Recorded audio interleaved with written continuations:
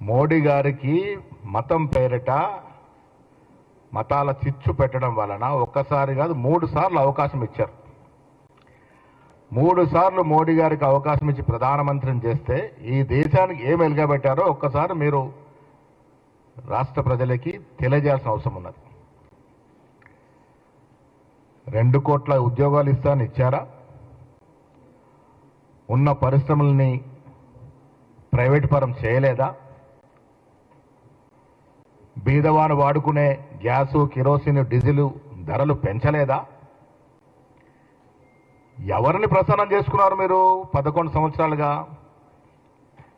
బడా బడా కంపెనీలు, అదానీలు, అంబానీలు పెంచడం తప్ప ఈ దేశం కోసం, దేశ ప్రజల కోసం, సామాన్యుల కోసం మోడీ గారు చేసింది ఏమీ లేదు, శూన్యం.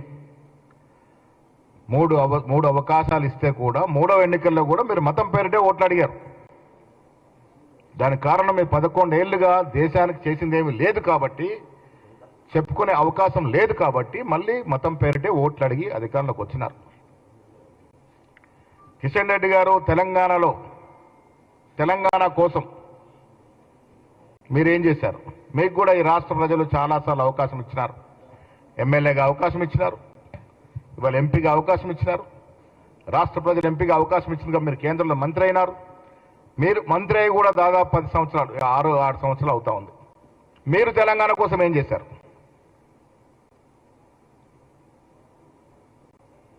మొన్న ఎన్నికల్లో ప్రజలు మీకు 8 పార్లమెంటు స్థానాలు, 8 అసెంబ్లీ స్థానాలు ఇస్తే ఇటీవల వచ్చిన బడ్జెట్లో మీరు ఎన్ని పైసలు ఈ రాష్ట్రానికి అదనంగా తెచ్చారు? గుండు సున్నా ఇచ్చారు మీరు బడ్జెట్లో. మీరు ఏం చేశారని అవకాశం అడుగుతా ఉన్నారు, ఒక్క ఛాన్స్ అడుగుతా ఉన్నారు. మోడీ గారు సాబర్మతి ప్రాజెక్టు కట్టుకోవచ్చు, గంగావతి ప్రాజెక్టుకి డబ్బులు ఇవ్వచ్చు. ఇలా ఢిల్లీలో ఎన్నికల్లో గెలవాలి కాబట్టి యమునాకి డబ్బులు ఇస్తామని చెప్పొచ్చు. కానీ మీరు మాత్రం మూసీకి నయా పైసా తేరుగాక తేరు. మూసీ నది పట్టదు మీకు. యావత్ దేశంలో 2వ స్థానం ఉన్నట్టు మెట్రో ఇలా 9వ స్థానానికి పడిపోతే దాంట్లో మీ బాధ్యత లేదా? ₹1 మెట్రో పనుల కోసం, విస్తరణ కోసం తెచ్చిన పాపాన పోయినారా? మీకు మూసీ ప్రక్షాళనై హైదరాబాద్, భాగ్యనగర్ ప్రజలు సుఖపడాలనుకుంటే మీకు గిట్టదు.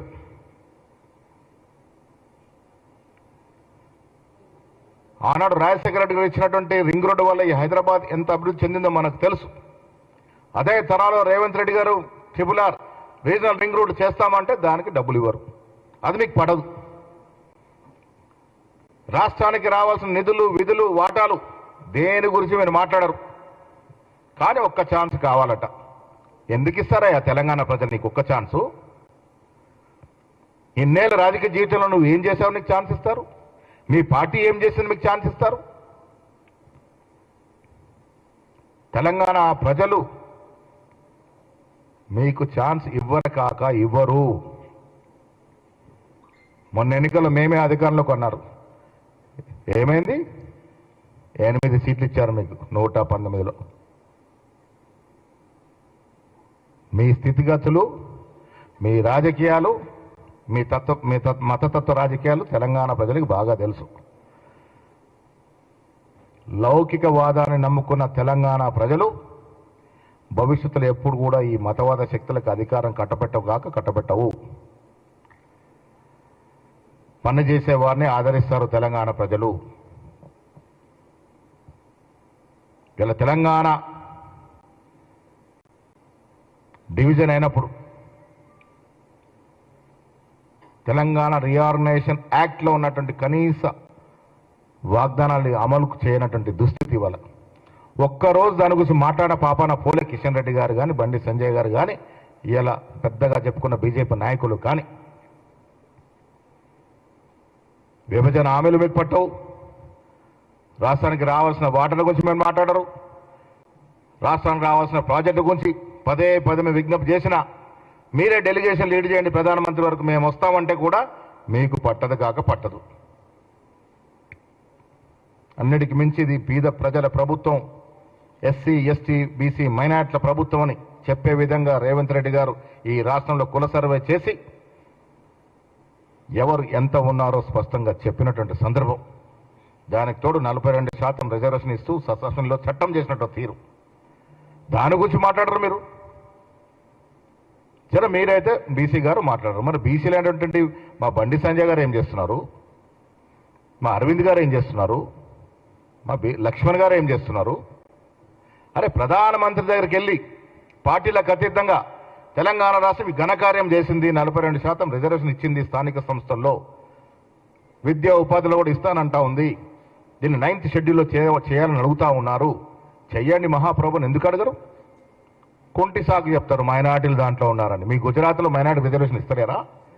ఇదే మోడీ గారు చెప్పారు కదా స్పష్టంగా, 70 తెగలు మైనార్టీ తెగలు మా దగ్గర రిజర్వేషన్ పొందుతా ఉన్నాయని.